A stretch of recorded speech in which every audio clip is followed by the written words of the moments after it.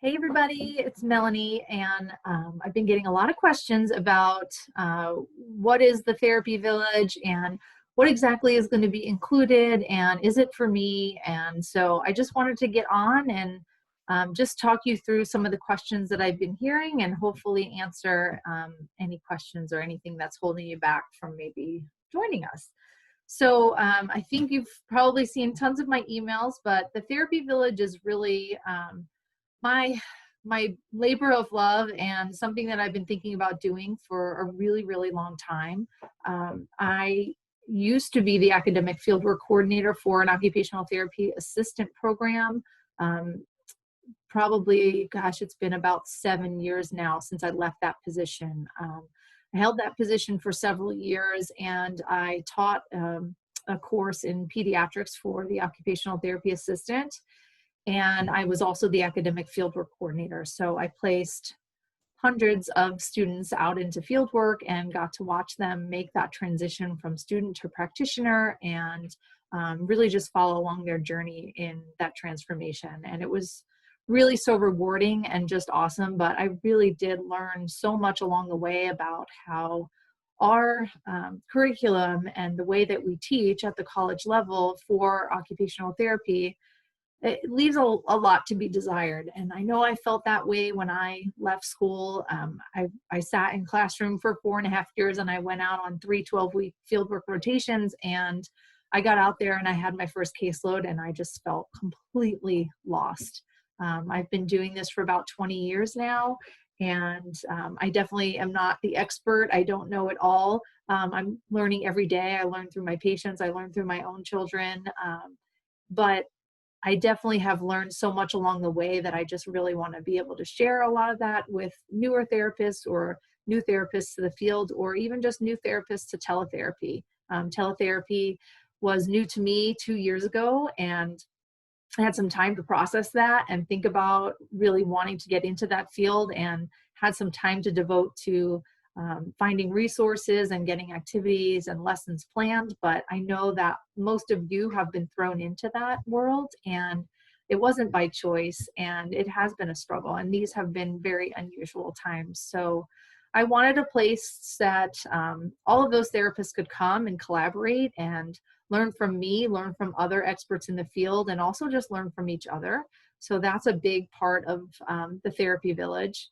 Another big part will be all of those lesson plans. I know how hard it is to plan, especially when you're newer, but even when you're not, it takes so much time to do those lesson plans for teletherapy, and also just planning, face-to-face sessions. When I was new, took me hours and hours every weekend and looking through my books, and that was way before the time of internet. So I had to search through all my textbooks and figure out new fun things to do with my kiddos. So I wanted a place where you could get that all done for you.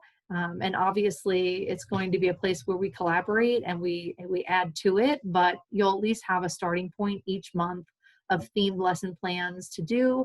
And for those early intervention kiddos, you'll really get a lot of support on how do I coach these families in natural environment routines, and what sort of things do we work on, and how do I word that, and what does that look like when I'm in session. And so often in early intervention and even school, you're the only OT, right? Sometimes, and you don't always get mentorship, and you don't always have somebody to call on and count on. And so the therapy village will be hopefully that family for you, and a place where you can get your questions answered and you don't have to feel self-conscious about things that you don't know.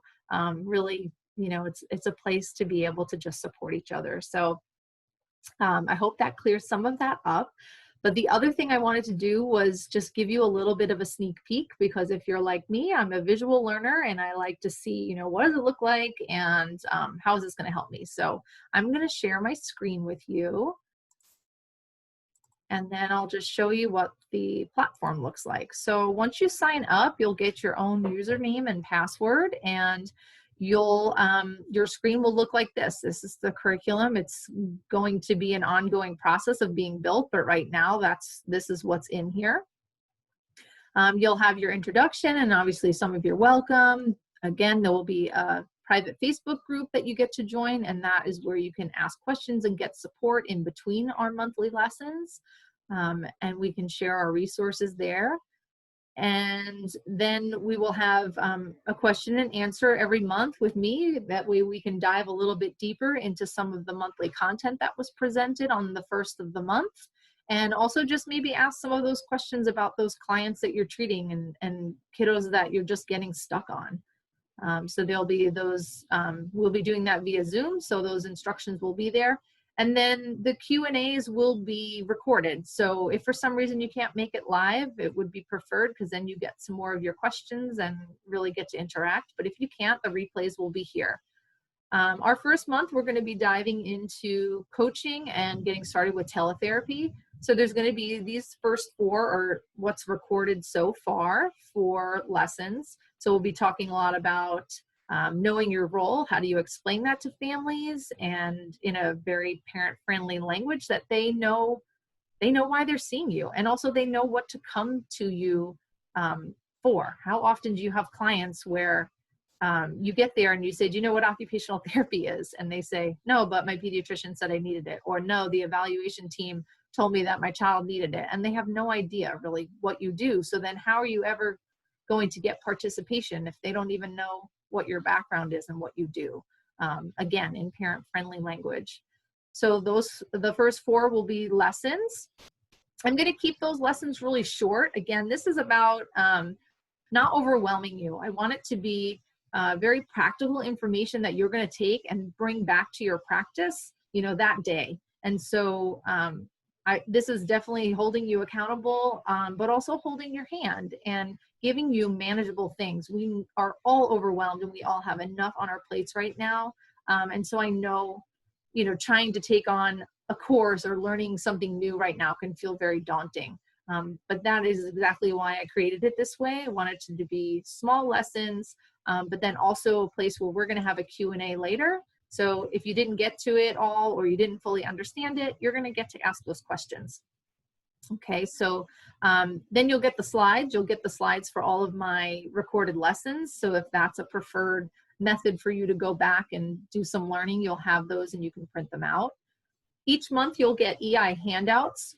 When you click on that, it'll take you into PDF versions, and they are also downloadable, so you can download them, you can email them to families.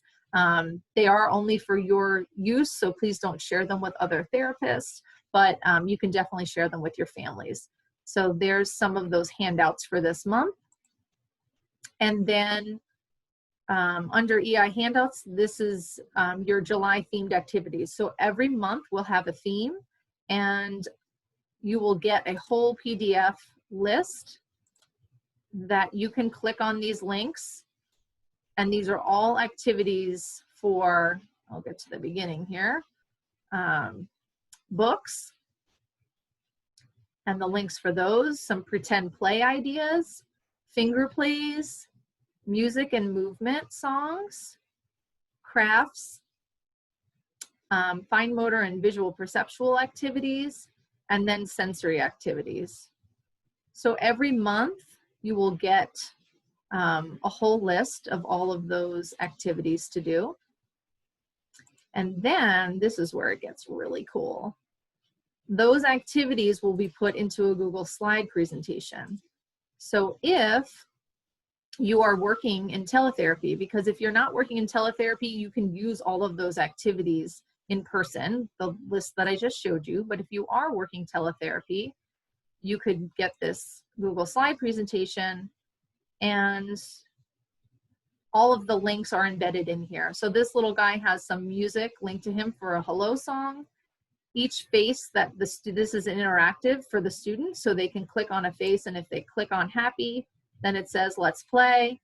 And if they're not so happy, then we'll go to some breathing or maybe some yoga. If they happen to be tired or sad that day, maybe we'll do some dancing or have a scavenger hunt. And each of these have links to take you to the place where you need to be to do those activities. So it's all done for you. I also included books each month. So I put it as a choice of 2 for the students. You can always copy this and change it around to fit your needs. But there's books. The Fingerplays are embedded in there. Music and movement is in there.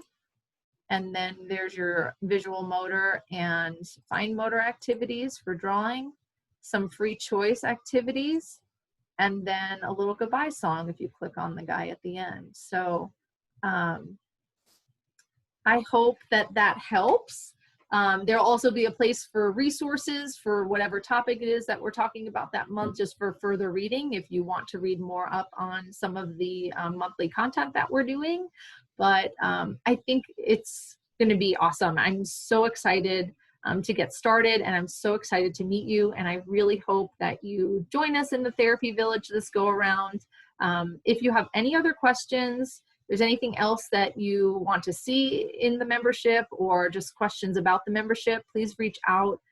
You can reach me via my email at melanie@growinglittlebrains.com. And that's it for now. I'll talk to you soon. Bye.